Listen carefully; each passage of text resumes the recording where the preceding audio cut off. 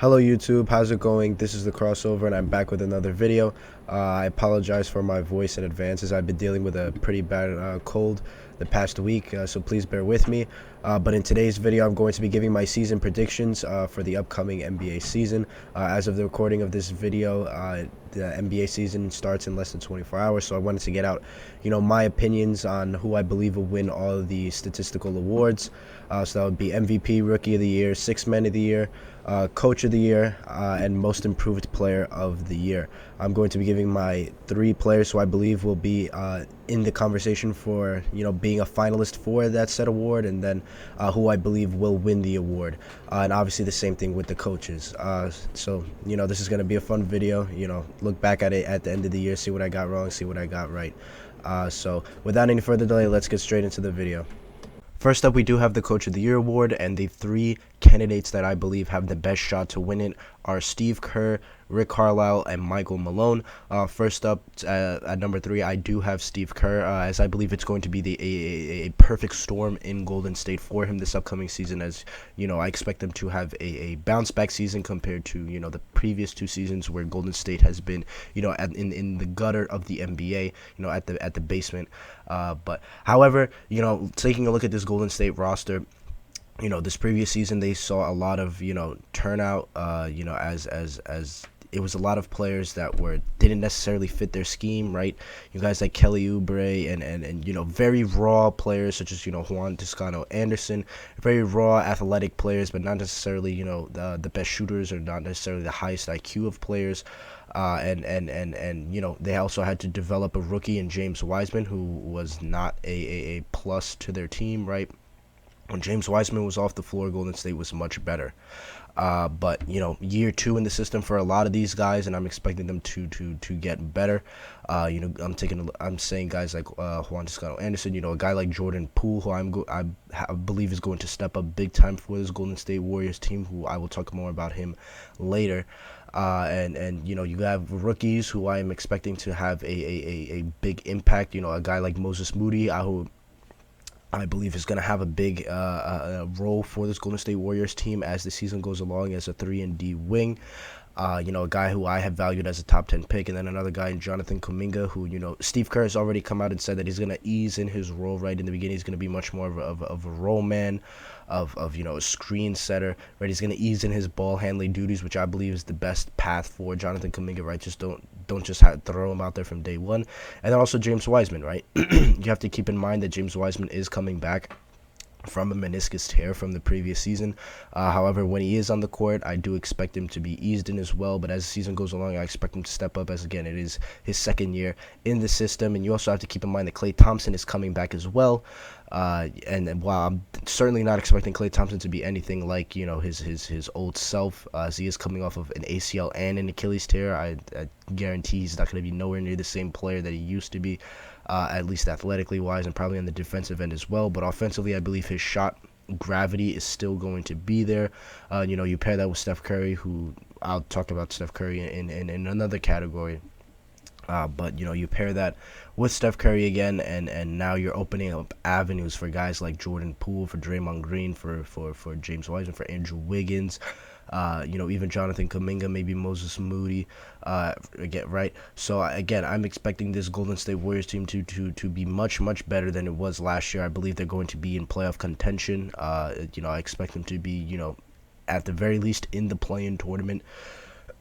Excuse me, not, and I'm not talking about the 9-10 seed. I'm talking about anywhere from 8 to 4. I could see Golden State, locking in one of those seeds, and with Golden State having a guaranteed bounce back season, with all these young guys developing, right? Jordan Poole, James Wiseman, so on and so forth. And it's just the second year for a lot of guys in this system. I could see it being a perfect storm for Steve Kerr in the sense of both player development. The record looks a lot better. And again, it's just year 2 in the system for a lot of these guys, so I think they're just going to look very good. So I could see, Steve Kerr being in contention, for this award. However, at number 2, I have Rick Carlisle of the Indiana Pacers. And, in my mind, there's no doubt that Rick Carlisle is a top 3 coach, arguably the best coach in the league. I believe he's in the same tier I believe the top 3 coaches are him, Nick Nurse, and Eric Spoelstra. I don't think there's much debate about those 3. Excuse me. But he's coming into this Indiana team, and I expect him to have a similar impact to Tom Thibodeau, where with the New York Knicks, where Tom Thibodeau came in, established a culture, established a system especially the defensive side of the floor, but also an offensive scheme that worked, and establish a bond with these guys, and change the outlook of the team, to the rest of the league and the media as well. And I expect Rick Carlisle to have a similar impact to that, here in or not here, but at Indiana. And again, if it X's and O's wise, Rick Carlisle, there's arguably nobody better than him. I'd argue maybe Nick Nurse is the only coach in the league that's better X's and O's wise than Rick Carlisle. And he's also been around the league so long, right? He's coached so many different guys, from Dirk to Luka, right? He knows how to manage stars, how to communicate with stars. So I think he'll be fine, in that aspect, dealing with all these guys, because you have to keep in mind that Nate Bjorkgren, Indiana's previous coach, was fired, not necessarily because of his X and O's. I didn't think his X and O's were necessarily, like that bad. It was more so about his relationship with his players. It was just awful, which is what led to him being fired, right? He lost the locker room. I think Rick Carlisle is going to come in, recognize what happened with the previous regime, and be able to adapt his coaching style as he has been doing for so long. Talent isn't necessarily the problem with this Indiana roster, right? You have Malcolm Brogdon, who in my opinion is, a lower tier all-star, a great starter, a top 15 point guard in this league. Karis LeVert, TJ Warren, 20-point scorers, right? Miles Turner is a top 10 center. Domantas Sabonis is an all-star, right? Chris Duarte, a guy who I will talk about later, who I'm expecting to have a big role for this team this upcoming season. You have role players such as Jeremy Lamb, TJ McConnell, right? Guys that can contribute at an adequate level, right? It's just a matter of these guys staying healthy, as Malcolm Brogdon has had injury concerns. Miles Turner missed a good chunk of last season with a foot injury. Domantas Sabonis was injured. TJ Warren fractured his leg, or his foot, I believe. Karis LeVert has been injury prone for a couple years now, and I understand that he even had a tumor scare, which I understand is not his fault or anything like that. None of these injuries are, but still you got to keep that in mind. So he's injury prone too. Jeremy Lamb, their backup shooting guard, is injury prone, right?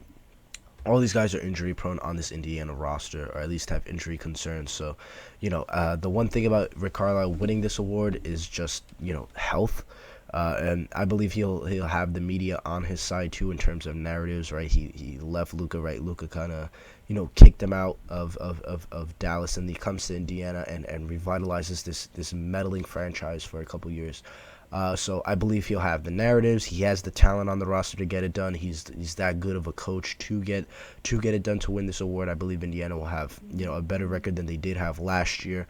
But again, it's just a matter of the health of the rest of this roster, which is going to enable him to win this award or not win this award. However, moving on to number 1, who I believe who has the best shot to win Coach of the Year, and who I would bet to win Coach of the Year, is Michael Malone. Well, you might be saying, well, Jamal Murray's out, how is he going to win this award? And that's precisely why I believe he's going to win this award, is that the narrative is going to be he's missing his second best player, and Denver has still managed to keep afloat, and numerous players on this Denver team have taken steps up, have stepped up in Jamal Murray's absence. A number of players have gotten better. The offensive system that they run there is really just give the ball to Nikola Jokic and move out the way, but it still works and it's still fun to watch. And I believe some guys I believe that some guys will step up in the defensive end. I believe that Aaron Gordon is going to take another step in his role as that glue guy for this Denver Nuggets team. I believe a guy like Michael Porter Jr. is going to step up big time, who I will talk about later. I believe Monte Morris is going to step up and fill that role of Jamal Murray, along with excuse me, a player that I loved coming into the draft, Nashawn Bones Highland, out of VCU, the point guard, who I compared to, a bigger, more talented, longer, Emmanuel Quickly. He reminds me a lot of Emmanuel Quickly from my New York Knicks, the way he's able to shoot, off the dribble, and is just a very smart player overall. So I believe that numerous talent is going to step up for this Denver Nuggets team. I believe that the schemes on both sides of the floor are going to work. I believe some players are going to step up on the defensive end, some players are going to step up on the offensive end. Right, players are going to get better. I believe their record is going to be relatively the same. Right, there's just too much talent on this perimeter, on the perimeter. Excuse me, for them to not stay afloat. I believe numerous guys are going to step up. So his coach, it's going to be, Jamal Murray's out. Right.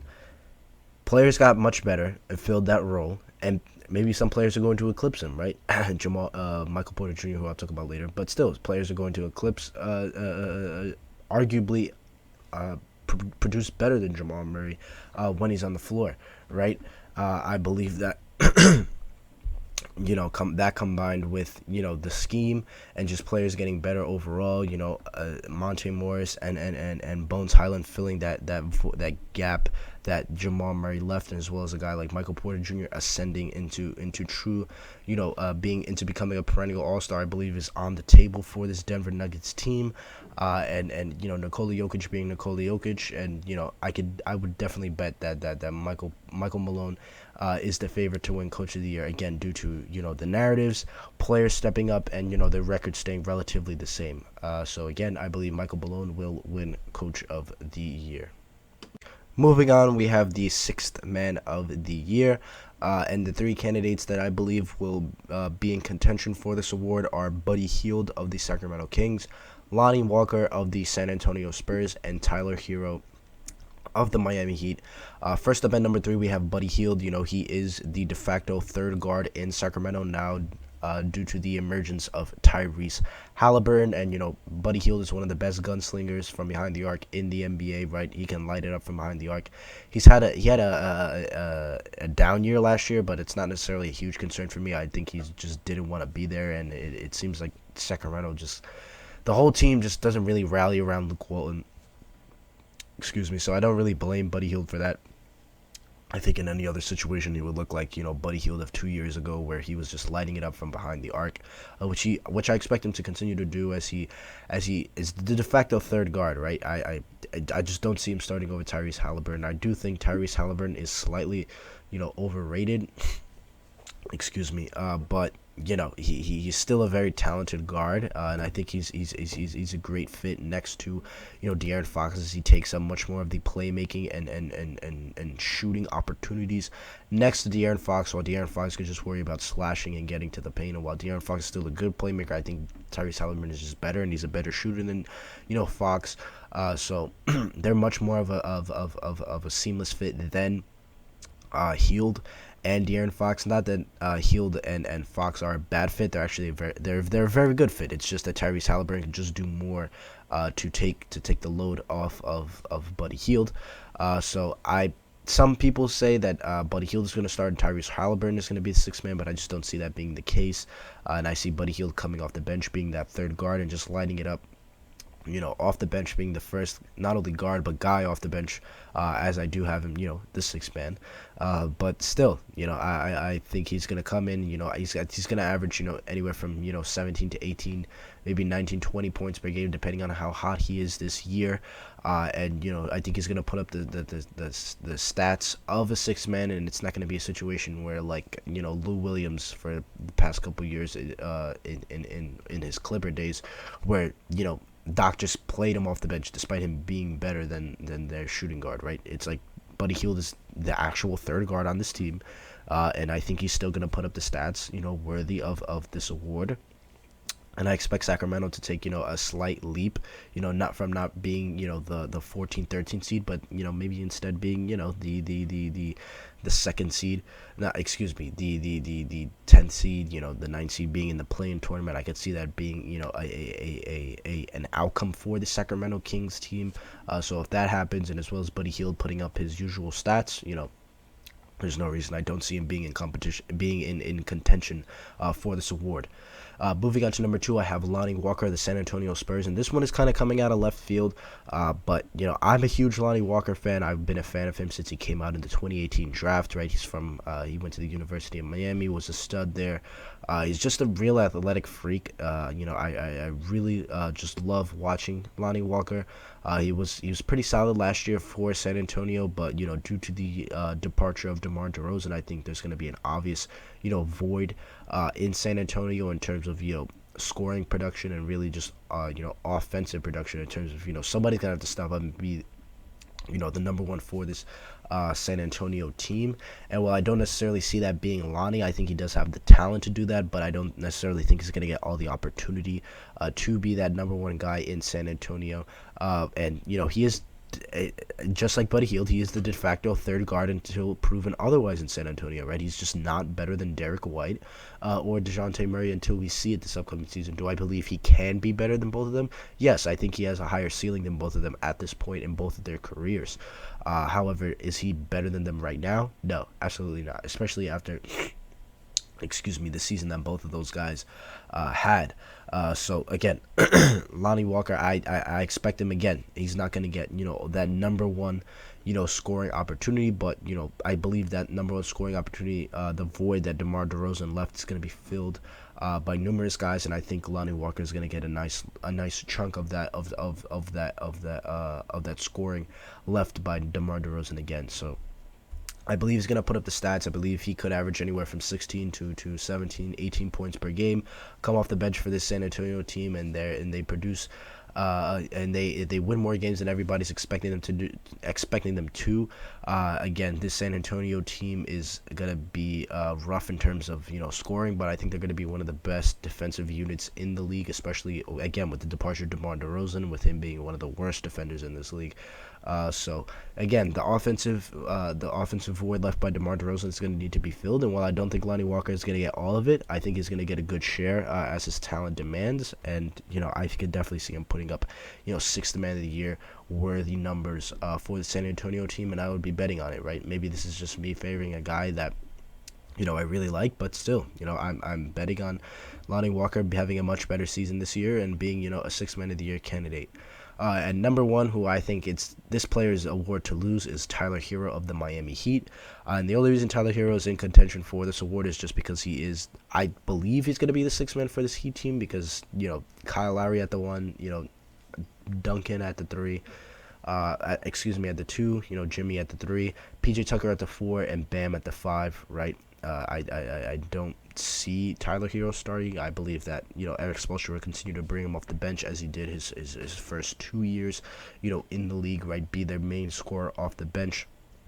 And I'm expecting Tyler Hero to have a bounce back year. I'm expecting him to be average anywhere from 18 to 20 points per game, and maybe if he does do that, Miami elects to move him into the starting lineup, but I believe that they will continue to keep him off the bench. They don't necessarily need all that scoring in their starting lineup. And this is Tyler Hero's prove it year for this Miami roster, right? Obviously, he's only in his 3rd year. He's a very young player, but Miami might elect to deal him if he doesn't start to produce the way he was expected to, right? He didn't have a bad sophomore year, but he didn't necessarily get all that much better. I think he took very small steps backwards, but I think he's still in contention for being 6th man of the year. Even if Tyler Hero doesn't get better, he's still in contention for 6th man of the year just because of the stats that he produces. But I believe that he's going to take another step up, as I believe this is his prove it year with the organization. We all saw reports that they were a little fed up with him last year after his stunts last year, right? He was very big in social media, right? He has a kid. He's got an IG model girlfriend. So the organization didn't really seem too happy with him as they were trying to deal him. It seems like they were trying to deal him at the trade deadline. So again, this is a prove a year for Tyler Hero. He's gonna get all the opportunity in the world, and I think he's gotten much better. His legs, he looks much stronger than last year. I believe he's gonna be able to finish through contact better, get to the paint better. and he's always been a great shooter. So I definitely believe that this is Tyler Hero's award to lose, and he's going to average anywhere from 18 to 20 points per game off the bench for this Miami Heat team. So again, I believe, while Lonnie Walker and Buddy Hield can give Tyler Hero a run for their money, I do believe that this is going to be Tyler Hero's award to lose at the end of the year. Moving on to the Most Improved Player of the Year award, I believe that Kevin Porter Jr., Jordan Poole, Michael Porter Jr., and OG Anunoby are going to be in the conversation to win the award. I know I did include 3 people in Most Improved Player of the Year, but I just believe that these 2 people that I have at 3A and 3B, Jordan Poole and Kevin Porter Jr. I couldn't really decide, who I wanted to put at 3. I believe they both have extremely strong cases for the award, so I elected to just put both because I believe they both merit, mentioning, in this conversation. So we could start off with Kevin Porter Jr., who I have at 3B. He's going to be the point guard for the Houston Rockets.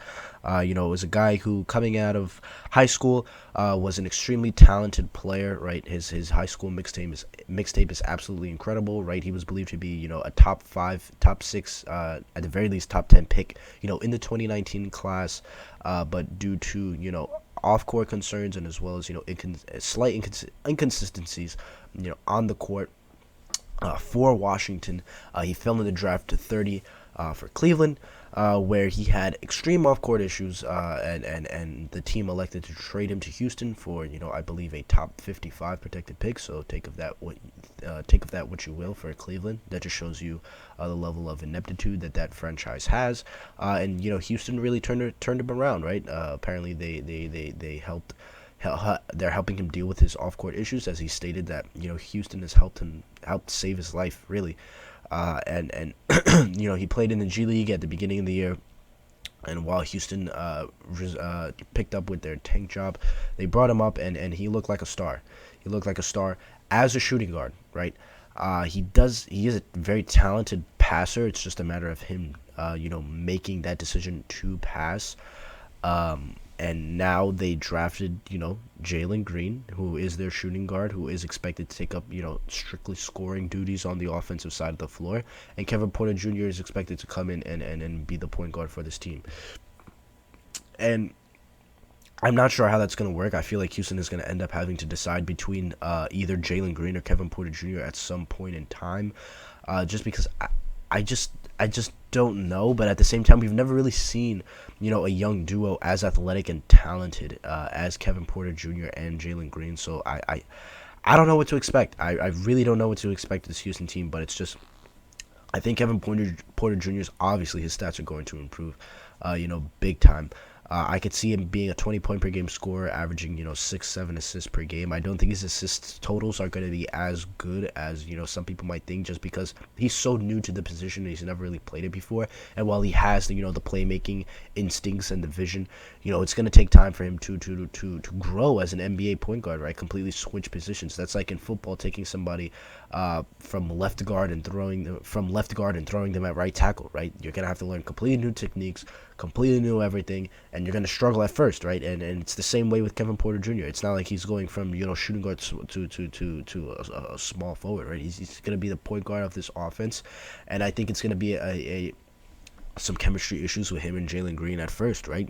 Both of them need the ball in their hands, so that fit is going to be a bit questionable. And as well as you do have a guy like Christian Wood who is going to demand shots, and you do have some guys like Eric Gordon might demand some shots certain games, when he gets hot, or even an Alperen Şengün, maybe even a Josh Christopher, depending on what they do with him.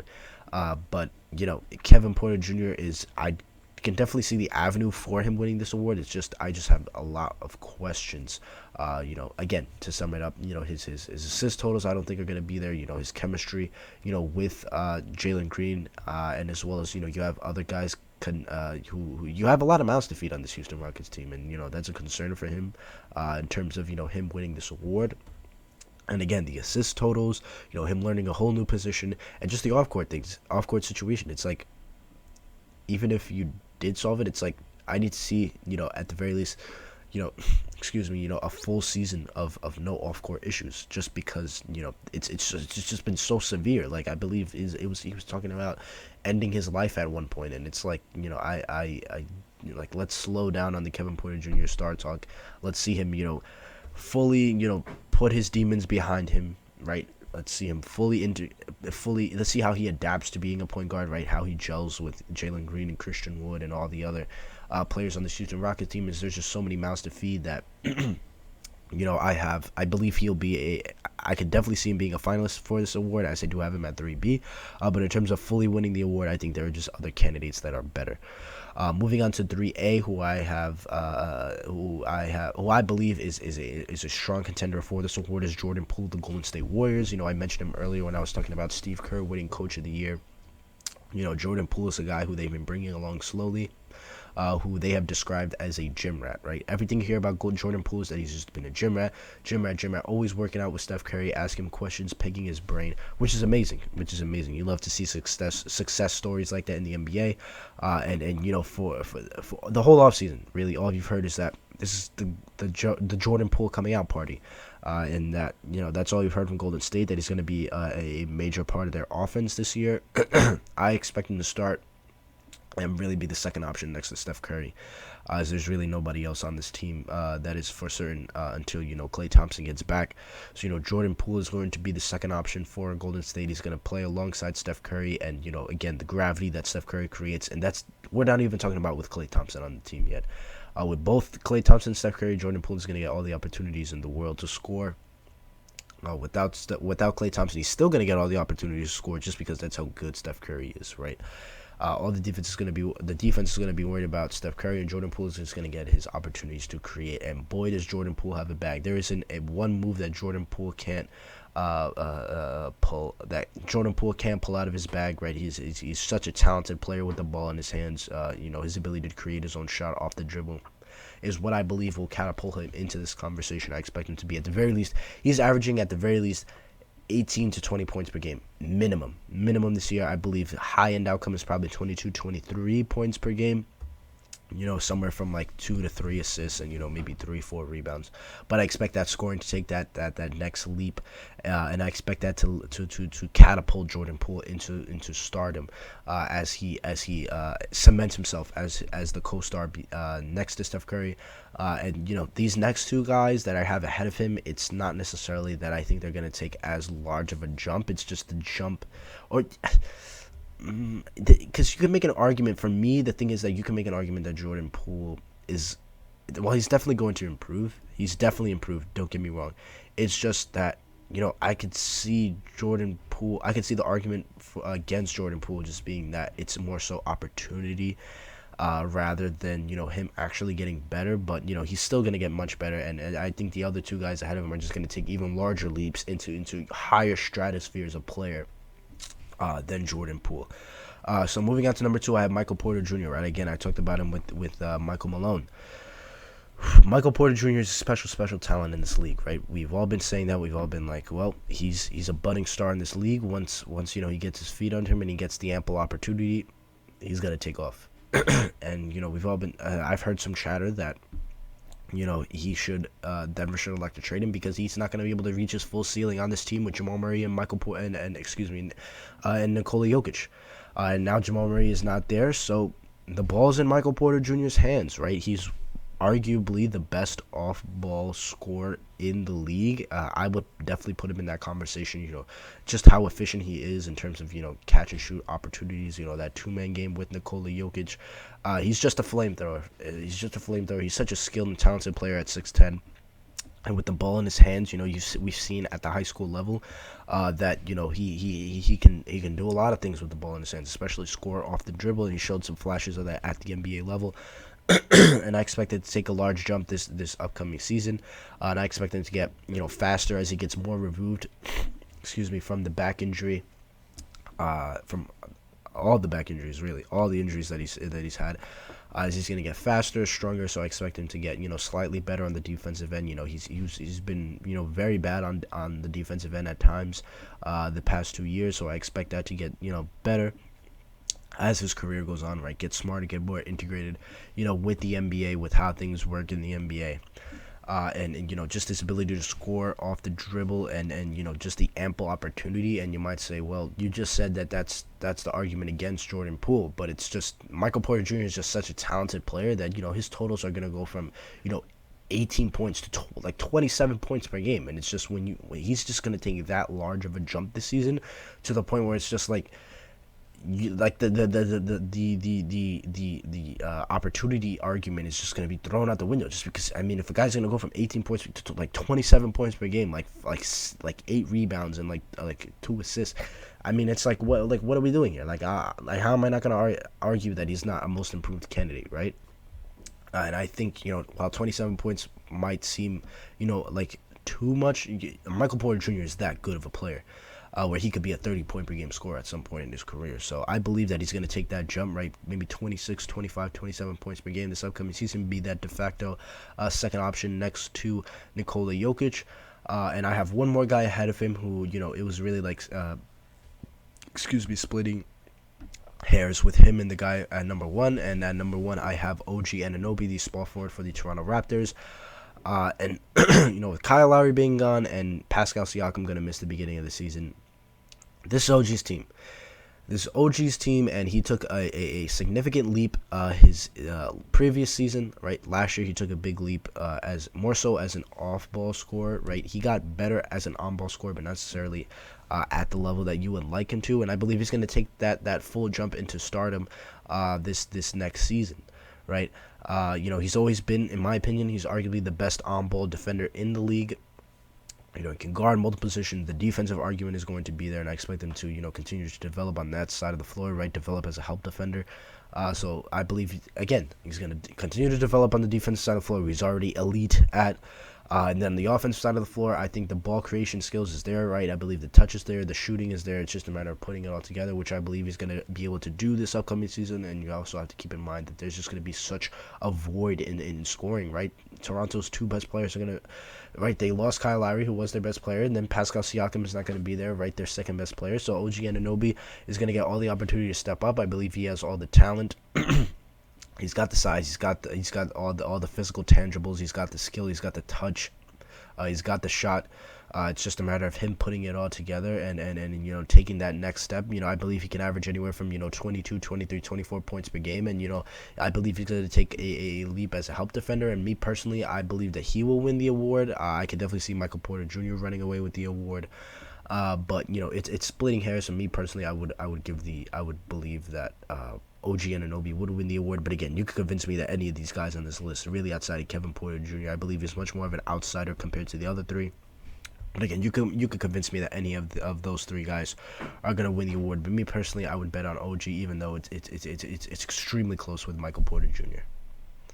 Moving on to Rookie of the Year, which is going to be a much smaller subject, just because I've covered all these rookies on multiple videos already. But at number 3, I have Chris Duarte, who is the shooting guard for the Indiana Pacers. And as I mentioned with Indiana, just due to this class being so talented, right, I was scouring, right, watching a bunch of preseason film on these guys, just looking at all these guys, looking at their situations, their narratives coming into the season, and it's just so many guys, right? You can make an argument for, James Bouknight, how just being so talented, but I believe there's just too many mouths to feed on that Charlotte Hornets team for him to really, be in contention for this award. And, the fact that, I think he needs to do some developing physically, but, obviously I had him ranked as the 4th best prospect in this class, so I could definitely see him being in contention.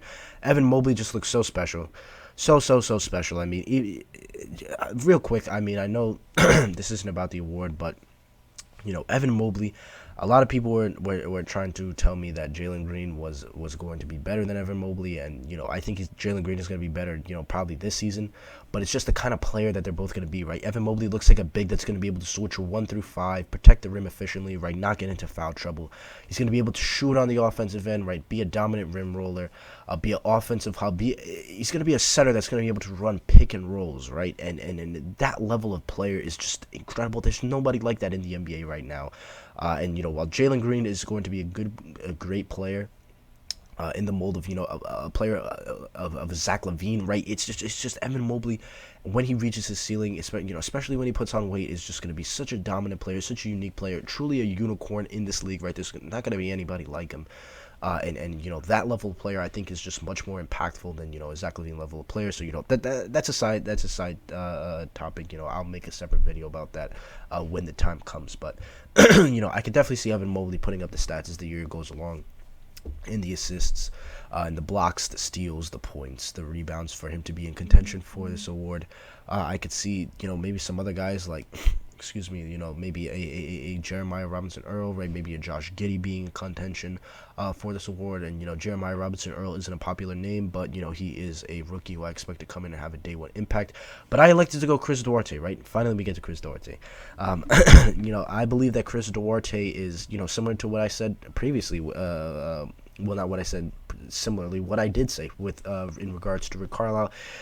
Everybody on this Indiana team, especially their wings, are just injury prone, and all of them are going to miss time at some point due to one reason or another, in my opinion. Again, I did say that if they all stay healthy, I believe Rick Carlisle has a shot to win Coach of the Year. However, I believe Chris Duarte is going to come in and have a role from day one, right? He is a 24-year-old rookie, so Indiana is going to prioritize getting him minutes now. And, just watching a bunch of Chris Duarte film in the past, watching him in Summer League and preseason, he just looks like he belongs, right? He looks like a guy. And granted, he is 24, so, he is fully developed physically. But just his speed, his smoothness in his movements, his shot, the way he hustles on the defensive side of the floor. And he's much more athletic than I thought. Watching him in college, you don't realize how athletic he is just because of how he was used, as a shooter. But, I didn't necessarily realize that he was that smooth of an athlete. And I think that he's going to average 14, 15 points per game, and I expect Indiana to be at the very least in the play-in tournament in the Eastern Conference. So, that is the avenue to Chris Duarte being in the Rookie of the Year conversation. I expect him to be a very key member, of this Indiana team, and if not be, and I could fully see a world where he is a starter, towards the end of the year. So again, Chris Duarte, while he isn't necessarily, the highest ceiling level player in this class, again, he was touted as being the best NBA ready prospect, due to his age and his polish as a prospect. And I expect him to show that in the NBA. And, how smooth of an athlete, how strong he is, how smooth of a shooter he is. I expect him to have some big nights, especially scoring-wise. And, I really expect him to be in the Rookie of the Year race. However, moving on to 1 and 2, there's not much to talk about with these guys. I mean, we all know who they are. I have Jalen Green at 2 and I have Cade at 1, just because similarly to what I said with Kevin Porter Jr., with Jalen Green, it's just there's just going to be so many mouths to feed on that Houston Rockets team. And he is going to be arguably the most prioritized mouth to be fed, on that Houston Rockets team. But still, you have Christian Wood. Again, Kevin Porter Jr. is going to be the point guard. I expect Alperen Sengun to get opportunities later in the season. I expect Eric Gordon to get opportunities now, so that Houston can find a trade partner for him. So, there's going to be a lot of mouths to feed, and it's just, how much are these stats really going to matter, right? It's just Houston is going to be a bottom 3 team in the NBA, right? And it's just how much are these stats going to matter? It's like, cool, you can average 18, 19 points per game on a bad team. And it's the same argument last year, really, with LaMelo Ball and Anthony Edwards, where it's just like, cool, you can put up the stats, but it's just your team's not winning. Excuse me. And it's just how much do your stats really matter, right? And I expect that to be fully the case with Jalen Green. While with Cade, I've spoken about Cade numerous times. I don't need to, really harbor on him. I mean, I've explained that, I believe he's going to be a very special talent in this league. And so far, through Summer League and preseason, there's no reason to believe otherwise.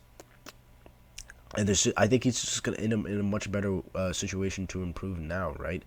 A lot of people are pegging Detroit to be in the basement of the NBA, but I just don't believe that's going to be the case. I expect Saddiq Bey to take a step in his second year, right? Isaiah Stewart is a very good player. They have Jeremy Grant.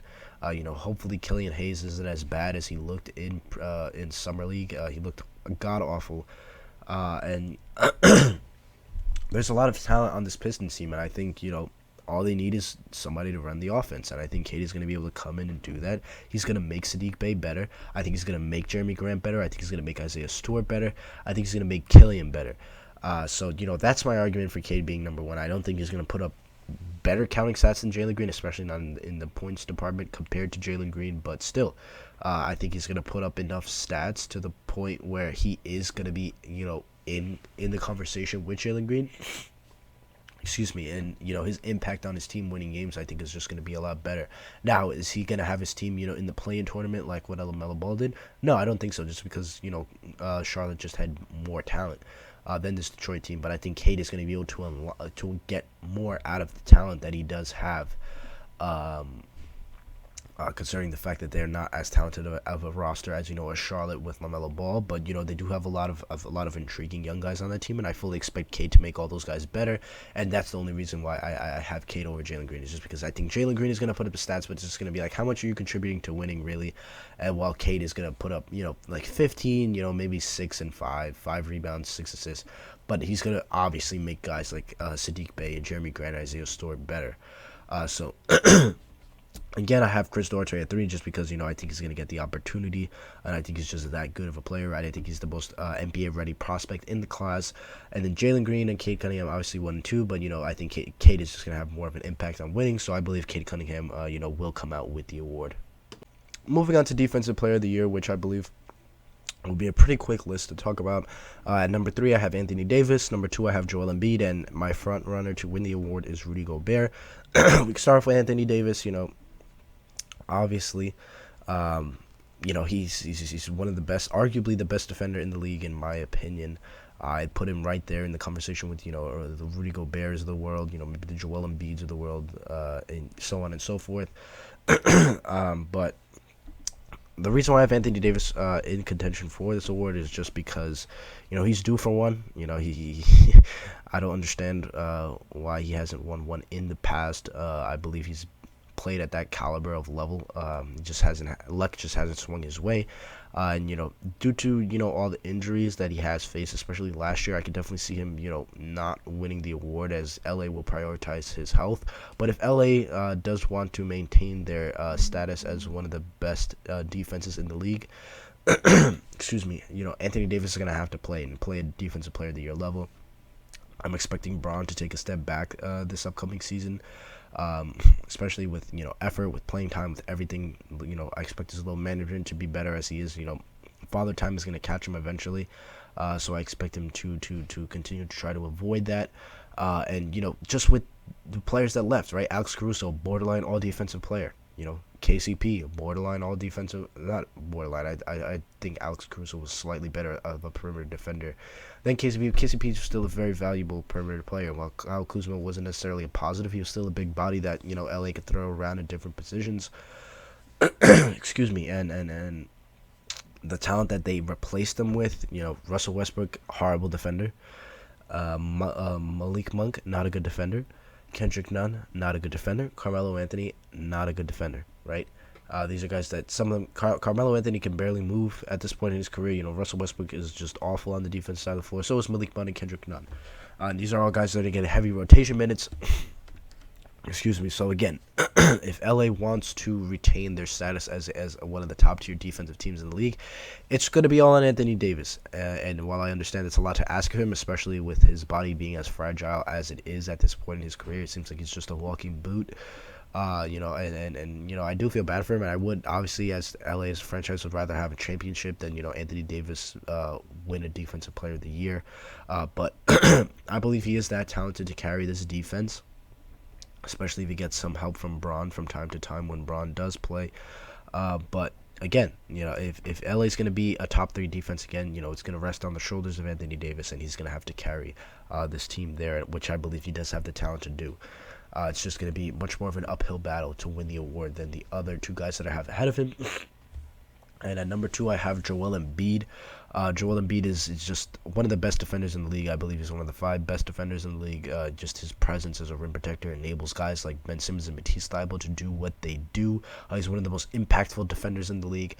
He's a clear contender for this list, for this conversation every year, and especially this season where I expect him to be really on a revenge tour, right? The narrative is going to be there, right? Ben Simmons, who people seem to believe is the best defender in the league when he's clearly not. That's a conversation for another day. But Ben Simmons left him, and now it's just Joel Embiid. Just Joel Embiid by himself, and I believe he's going to have a Defensive Player of the Year caliber of season. I believe he's going to carry this defense similar to what he did his rookie year and continue to establish his dominance excuse me, on the defensive side of the floor where,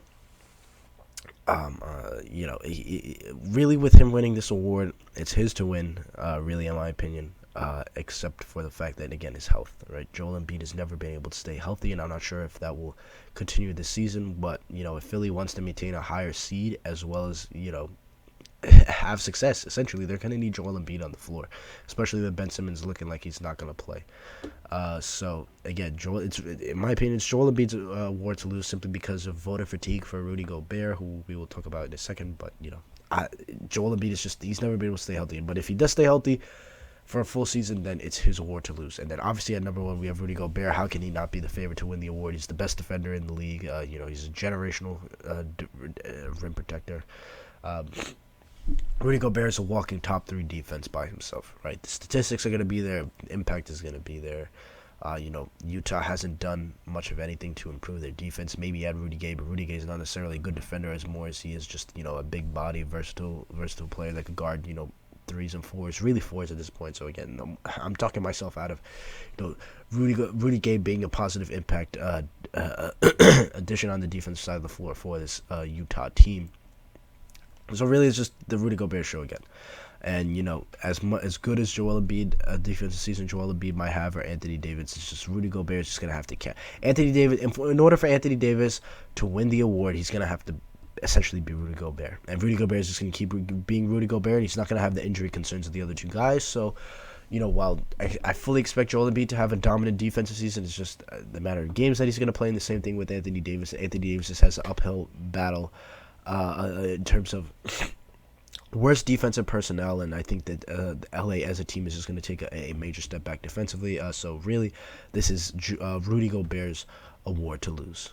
Last but not least, we have the Most Valuable Player of the Year award. And the contenders that I believe will be in the running for this award will be Luka Doncic, Steph Curry, and Joel Embiid. We could start off with Luka Doncic, where he was the favorite coming into last season, and it's just a matter of how much better he gets. Jason Kidd is clearly a steep downgrade in terms of, coaching, compared to Rick Carlisle. However, Luka is Luka. He's a generational talent, and he's one of the 6-7 best players in the league. So, and he still has a lot of room to grow, right? He'd still get much more fit physically. He can improve his 3-point percentage, right? His shooting percentage from behind the arc, his efficiency overall as an offensive player. Maybe give some more effort defensively. He still has a lot of room to grow, and he's already one of the 6-7 best players in the league. Porzingis, I'm expecting to have a bounce back year. He's a year removed. This is really the first off season where he has to, really work on his skill set, work on his body. Work in his body in the sense of, work on his strength, his speed, as opposed to, just rehabbing to get to where he once was, right? Instead of rehabbing to where to get to where he once was, now he's building off of where he was to get even, to reach even newer heights, physically. And work on his skill set. Jason Kidd has already come out and said that, Porzingis is going to have a lot more opportunities, especially in the post.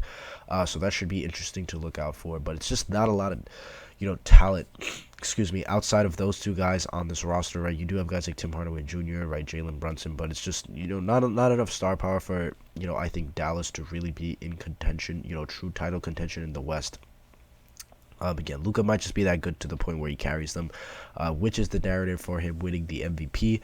But I just see, the two guys that I have above him just having, better seasons than him. But again, that's not to say that Luka, I could definitely see a world where Luka wins this award, where he just carries the Dallas to, a top 3, to maybe the 3rd seed, 4th seed, 2nd seed, especially given how barren the West is this year due to all the injuries, to Kawhi Leonard and Jamal Murray.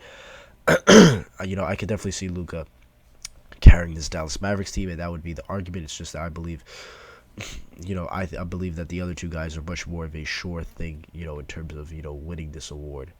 At excuse me. At number two, I have Steph Curry, who was who came in second last year to Nikola Jokic. And Steph Curry had one of his best seasons last year, arguably his second best season, only failing in comparison to his unanimous MVP year in 2016.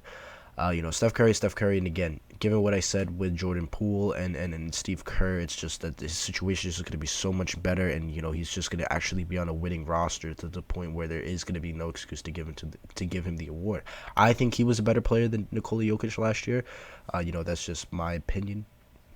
I think he actually deserved the award ahead of Nikola Jokic, but still, that's not to say that Nikola Jokic didn't deserve the award. He totally did. I just think that Steph Curry, was the better candidate.